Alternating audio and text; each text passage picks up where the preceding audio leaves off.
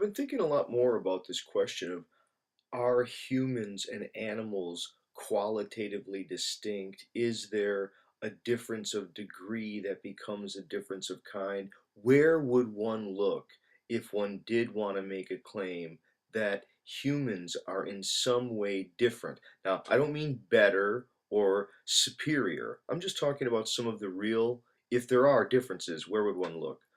I think, from my perspective, among the people that one could turn, certainly one would want to look at least, in some way, at the work of Kenneth Burke. Kenneth Burke is a very interesting scholar because he's very interested in the question of human motives. I think for him, motives in human action seem to be very different than the kinds of motives that we find in animal behavior, and in particular, the motive of art.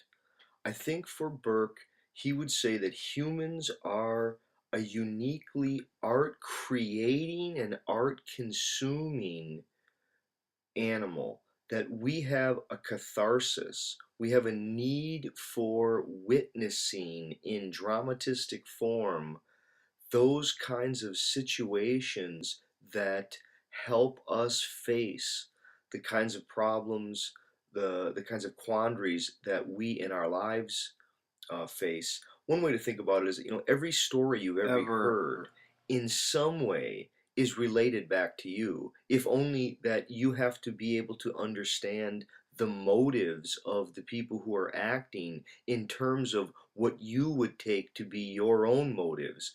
Oftentimes, when we're facing situations where we don't know what to do, to witness in dramatistic form those similar kinds of problems, perhaps distorted, perhaps at a distance, and watch other people live through it, we endure a kind of catharsis. A It has a sort of psychological benefit and health that humans seem to need.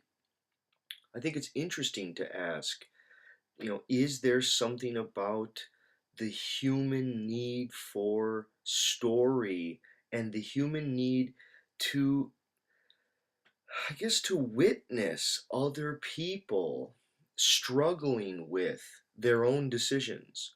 I think when we start to understand human action and why people do things, I think we can ask why humans do things, and the questions are much more ambiguous in their motives than when we ask why some animal has done something.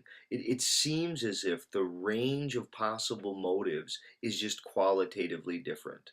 Okay, thanks.